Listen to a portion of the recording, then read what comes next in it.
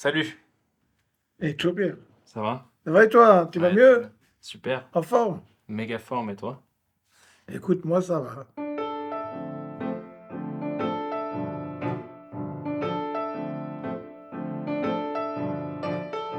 I have a question for you. Why start this project? Why are you born in 2000? In 2000, I was already 51 years old. That's the age of grandpapa. But you came so late that I was only papa. I say to myself, he's born. I cannot be grandfather. I must become a father. How do you become a father when you're 51? It seems quite difficult, but I said the best way is to change my lifestyle, to have a lifestyle of a young papa. That's why I bought a sailing boat. That's why I bought a chalet. That's why I started skiing. That's why I went with you for ski lessons. I became papa at 51. And I must say, it was not too late. It was a perfect timing because papa at 51, I was a better papa than when I was papa for the first time when I was 29. When my first kids were playing in the saloon, we said, go to your room, play. Play in your own room. Don't play here in the make all this mess in the salon. When you were born, and I wanted you to play in the salon and to make bordello in the salon because I wanted to be close to you. I didn't want you to go to your room. So that was the answer of my question. And what was the question? Why did you wait so long before you made your own brand? I waited so long because I always thought that once you have been 50 years in the business, once you have been successful in the business, you must be careful not to play the game, the additional game that you will regret. It's like Federer. I said so many times, he should stop now, and he went on. He went on.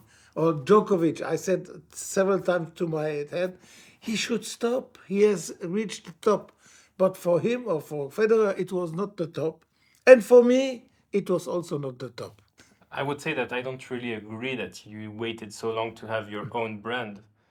Wouldn't you say that it's more about this is the first time that you're in a brand that has complete freedom, no history, starting from scratch? That's a first. But having your own brand in your career happened to you a couple of times. Yes, having my own brand when I was 30. I bought a Blancpain.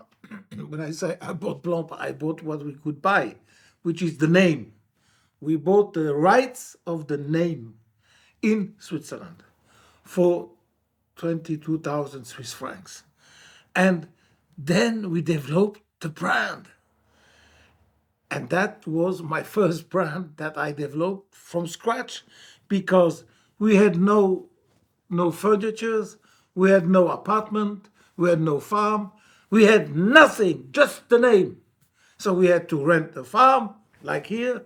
We had to rent furnitures, micros for the watchmakers. Everything had to start.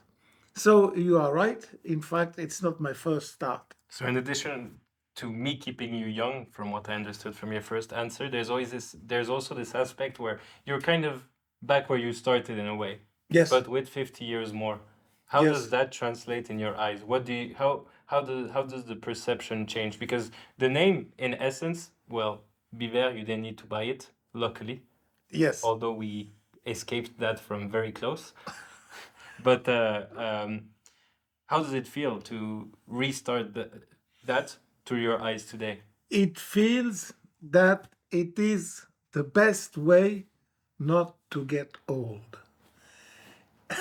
If you retire, and I see that every time I meet people that have retired that are my age, that are 75, 76, they start to get old.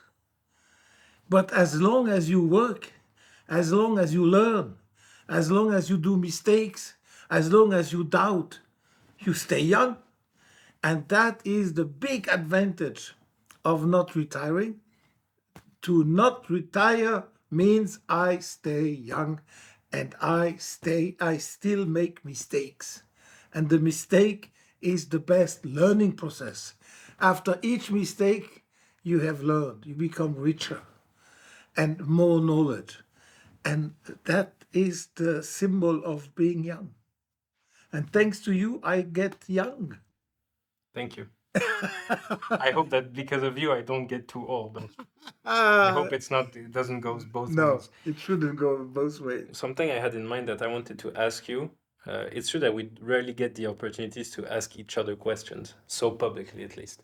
Speaking to many collectors, many watch fans, to the market since the launch, there's a question that I want to ask you is that you created Blancpain, and when you created Blancpain, something that you did is you didn't really go through the archives of the brand. There were no archives. We could not buy the archives. Had been burned. When not Swatch Group, SMH, they owned Omega, etc. They owned also Blancpain. When they decided to close Blancpain, they put everything in the confetti machine. So I said, "Do you have a catalog?" No. I said, "No catalog from the past?" No. "Do you have some advertisements of the past?" No. There was nothing left. We had to make researches, and slowly, we could rebuild a little past. But the only information we had, the company was founded in 1735, Mr. Biver, and the lawyer said to me, and it's most probably the oldest watch brand of Switzerland. Is that not enough? I said, that's a lot, but I want some information around it. There was nothing. So in that sense, you recreated for the dials, the 100%, case, everything. 100%. We created everything. Today, would you say that creating Biver and, for instance, the watch that we've presented, and the ones that are coming forward, if you have them in mind, creating it, the case, the dial, the hands, the movement, the ideology, the idea of making so high-end, high decoration, it's very modern in a way. What we would call neo-classic. Yes. It's inspired by the past, but very in today's world. Would you say that you've used the same energy, it comes from the same creativity that you used to build Blancpain? Is this today the new generation, the Blancpain of today, or something has definitely changed in you in those 50 years? Maybe through other experiences at other brands, through the market, or is it just literally today the reanimation of something that was done in the past? Literally, for me, it's the follow-up of Blancpain. It's now I have been 40 years with regrets that I have sold. 40 years, every day, at least every day, 3-5 seconds. Why did you buy? Why did you sell? Why did you sell? That was constantly in my head. I couldn't get rid of it. Now, not anymore. Not 1 second, never. Because my therapy to overcome the sale of Blancpain is the birth of Biver. And it's a therapy. So now I am again wow, like a oiseau, like a bird. I can fly again. Wow. When is the perfect time for Mr. Biver to think and be creative and come up with all your crazy ideas that you're known for? There is unfortunately no perfect timing. It all depends. There is no moment. And I know myself. And that is why I don't force the moment. Are you conscious that sometimes your ideas are a bit too crazy? Yes, of course I'm conscious that some ideas are bad. I'm even conscious about my mistakes. Unfortunately, I'm conscious after I did the mistake. I wish I would be conscious before I do the mistake. But to do mistakes is the best learning process. I try to listen to people. And this is maybe my strength, but sometimes also my weakness. My weakness is that I sometimes listen too much to others, and I should have more courage to with my own ideas. From this adventure that we launched is how strong the human bond can be. And also, sometimes you feel very dissociated when you start such a project, and especially when you're caught up in all those, everything going on. You actually have an idea on paper, you want to create a watch, but you're creating much more than that in the end, at least with our mindset that we have here. And I think that's something that is a reflection, it's a life reflection of also the ideas that we put in our products.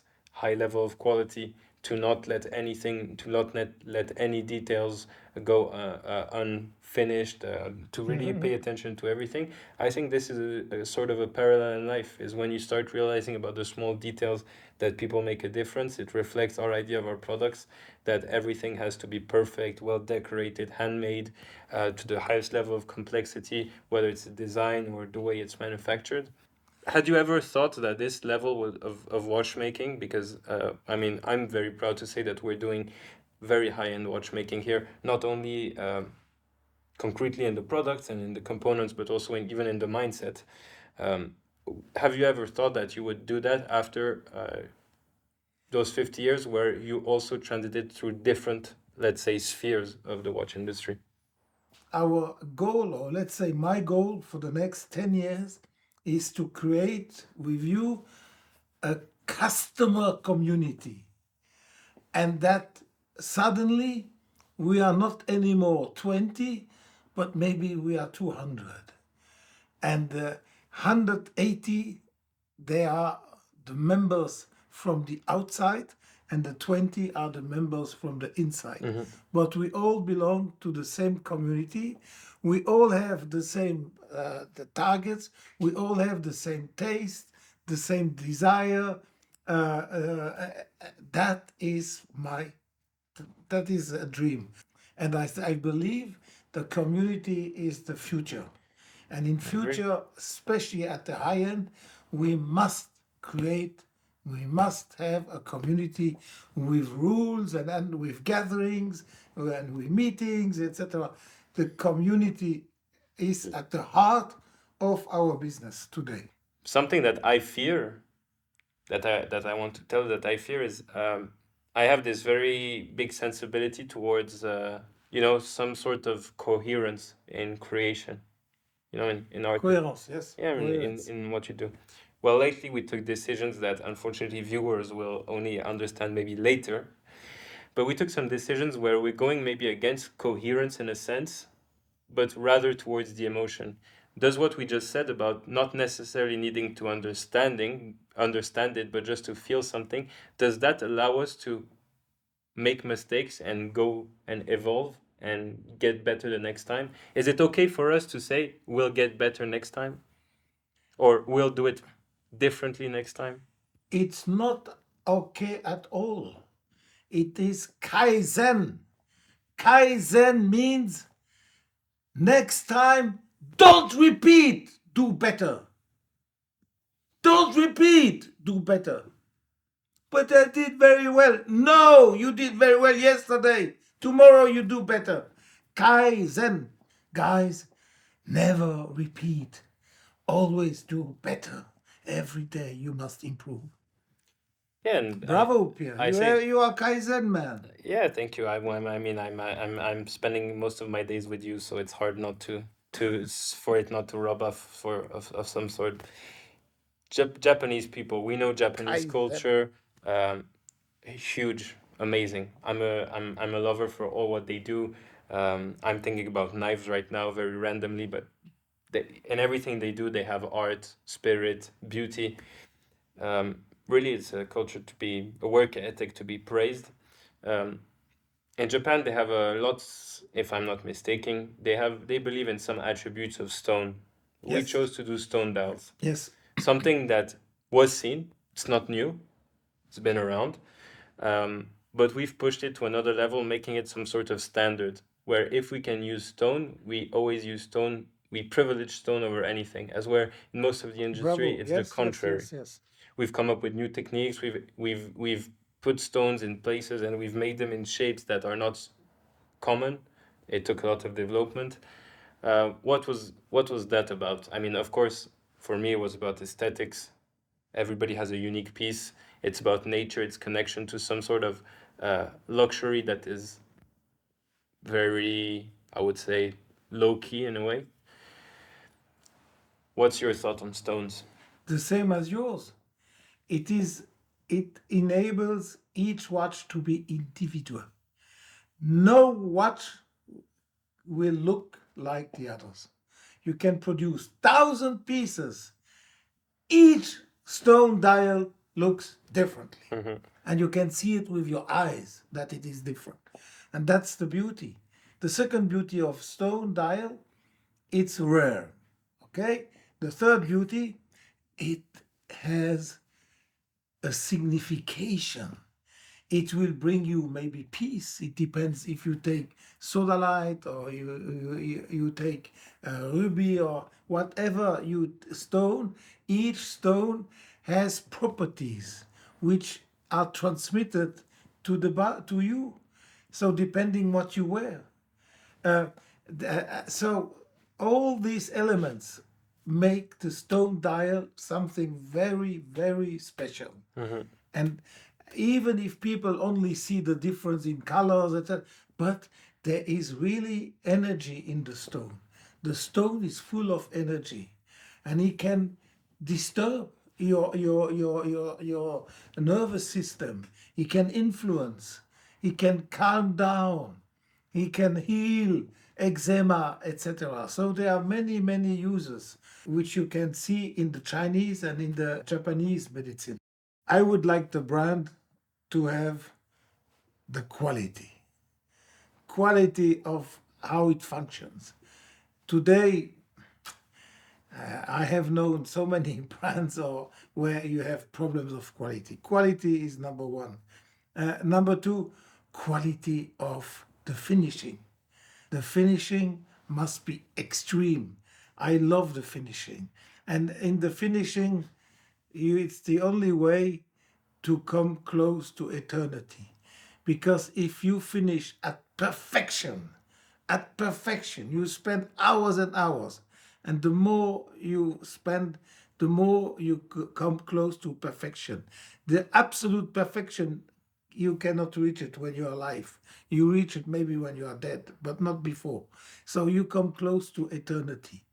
And to become close to eternity, that's one of my major dreams. That's what I said many times. I am dreaming to come close to eternity. I know it's a dream. I know it's not possible. Eventually, after my death, it will be possible. In the next couple of years, we have some complication planned: time-only watch, perpetual calendar, chronograph, and a few other surprises, each of them with a twist, which is something that maybe differentiates from your beginnings at Blancpain, where it was more traditional. Today, we do everything with a sort of upgrade, innovation. Would you say that without realizing it, we set ourselves on recreating the 6 masterpieces, but the modern 6 masterpieces? Because when I see at our production plan for the next couple of years and the new references that are coming, it kind of seems that way. That's enormous. People still today don't realize what it has meant to make for Blancpain the 6 masterpieces. Essentially, back in those days when Back in those days, not everybody had the old 6. in the same diameter, going into the same case, 6 different watches. Each one in the same watch case, each one in the same thing, but each one with another movement. But recently, we even discovered that you had made a few world times with Blancpain. Yes, I didn't remember. Looking back on the day they came from, it was before the reintroduction of the world time at Patek Philippe. So it was launched, even visionary. Yes, and it just was, for the Italian market. It was a project of an Italian customer. Yeah. In fact, I remember now. It was a project that we know we're very fond of, which is your Italian agent. It's fantastic. So it's fantastic. So is that spirit still alive and well here today in Biver, that we want to get to that objective? It's a must. we are not allowed to ask the question. It's a must. It's even not a question. It's done. It's finished. That's what we want to become. That's what we want to be. No, it's true. I didn't remember this watch. Now I remember exactly. And I said to Could have been the 7 Grand the 70 was the Masterpiece. 1735. Yeah. Well, hopefully one day we'll get to a similar type of piece here. Oh, I hope so. Would you say that today we have a model where we want to be very transparent on the way we make our watches? So we've stated it a couple of times. We don't manufacture anything per se here. Yeah. We have a few components, but not enough to say we manufacture. We do the assembling and the decoration in house. There's no need to make the wheels, No, but to effectively, decorate them. exactly. That's But we have a team of engineers, which is quite big for a small company like ours, with the intent of making more and more in-house engineered either modular complications or full movements. What would you have to say about this model where we're coming essentially from working with movement developers to then working with movement supplies, but on proprietary movements, and then one day a hybrid where we have our own constructions and movement developed with partners?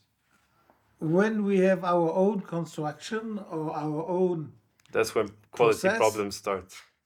No, that must be a supplement. Mm-hmm. It must not be a replacement. It must add something. Either it is flexibility or it is more creativity. It must add something. If it's just a replacement, okay, why not? But that's not the real goal. The real goal must bring something additional, or more speed, better deliveries, higher quality, etc. That are the advantages. If you just produce in-house the same that what you can buy, Or develop, because that's I the model eventually we're would like doing. to prefer to buy. We're doing the developments on proprietary movements, Yes. starting from scratch. So we're essentially making movement in houses with movement suppliers, especially next year, and actually in the few coming years. It's an interesting subject because for me it kind of resonated as we're in a space in the watch industry today where you have kind of two separate groups. You have groups of customers who have always been into watches and niche watches and more independent, very high-end watchmaking that are very happy of the state of the market today with lots of exposures on these little houses and watch brands that are very high in independent watchmaking. And now you have also people that are really into the more, I don't like to call it conventional, but let's use that term for the sake of the simplicity, that are in the more conventional brands, but are growing out of it, and not growing out of it, but want an alternative in something a bit more human, something a bit more Yeah. artisanal. And in that sense, it's a very heated debate today on between to buy movement construction from a movement supplier or else. I have this idea where it's like an artist. To make a beautiful painting, you want to buy some specific paint and you want the best paint in the market. So sometimes the best paint, you have to make it yourself because the color doesn't exist. But sometimes you can buy from the best Yes. paint Yes. that's the best in the market to make your work perfect. Is that something that we could say is kind of our philosophy here, looking for the best, and no matter if it's inside or out? You know, of course, no matter, I fully agree. It doesn't matter if it's inside or out. And so from time to time, it depends on which element you better buy from the leader or from people than try to do everything yourself. I was never really it was never really my life goal to work in watches. Actually, it was quite the contrary. When I was younger, I especially didn't want to work in watches. Didn't really interest me, and also I was born with it. I didn't appreciate the value of watchmaking and what it meant, how precious it was, how special it was. So I was a bit, teenager, not really interested in that. I wanted to become an architect, do other things. And slowly I realized that you cannot hide away from something that's maybe genetically inside you. and I think watchmaking runs in my blood. And when I had the opportunity, I got into the watchmaking industry. It was an amazing moment for me. I really discovered the passion for myself. And today, it's a mix of all the aspirations I had growing up. One of them is working with my father, obviously, and to share this adventure is amazing. It's also not really work when you're working in this dynamic. It's my creative urge to create something, not necessarily just product, which is my main interest, but build something more, build a message, build a community, build a family, create something that has a certain sense. And then I would say ultimately it's also about challenging ourselves. It's a big bet that we're doing. People think often that it's Mr. Jean-Claude Biver and his son. He's done it all. He has sold so many companies. He's run these businesses and he's doing it. It's a very easy project for him. No, it's actually, we're really invested in it, heart and soul. It's a lot of risks. It's a lot of commitment. It's something that you have to take very seriously. And for that reason, it's a challenge. It's really a challenge to overcome that. It's a challenge to break certain walls, break certain stigmas of this industry, uh, go full speed into creating something extraordinary. And this is quite interesting, I believe, for anybody to have this opportunity. And I didn't really deserve that opportunity in a way. I didn't work for it. I didn't have to do so much effort as many other people my age, younger or older, would have had to. So it's an opportunity that you have once in a lifetime, and I think you cannot close the door on these type of opportunities. So those are my main motivations, and my aspirations are very similar to my father: to have fun, make great pieces, do something that's emotional, that makes sense. I really want to try to make philosophical watchmaking that has absolutely no real meaning in the real world. It has it's a useless word, but it doesn't matter for me. It's what's count, and most people won't feel it, but if I feel it, I'll be happy. It's to have so many beautiful people around us today in the team, tomorrow with the clients, after tomorrow with extended family. This is the aspirations, and yeah, just want to have fun. And in a way, it's rare to see a company where two generations build a company at the same time together. Usually you see one generation, then you see the next one coming later. Here, we're two generations creating together, and in that sense, we're kind of inseparable. I'll always be with my father, and he'll always be with me in this adventure. So my role is not so much to have aspirations for myself in this brand, but it's just to be a bridge between our generation compacted today and the next one. My friend, father, boss, it's more of your Friend. it's more of your generation. Bucherer, yes. But you got the extreme privilege of knowing Mr. Bucher Yes. for a long time, and even very recently. This was it this year, last year? Last year. So There you will be a ceremony for him on the 18th of January, I think. So that's Mr. Bucher. It's one of the most important personality of our industry. What he did is extraordinary. I said to him, "You are like the Pope of the watch industry. Um, what you achieved is enormous." And now that I couldn't tell him, but now that he sold it, I think it's just genius, because now that it is sold, where is it? Where is Bucher? Bucher now is fixed in the eternity. It will never move. So he put it there, and Bucher now is there forever. There's also a huge praise to where Bucher is going, and that's why we're really proud to be working with them, and we really cherish this opportunity, and we hope to make the most of it. Today we're at this point where we started the brand. It's kicked off. We've launched. We have our next few years pretty much planned. But what do you want this brand to be when my kids would be running it?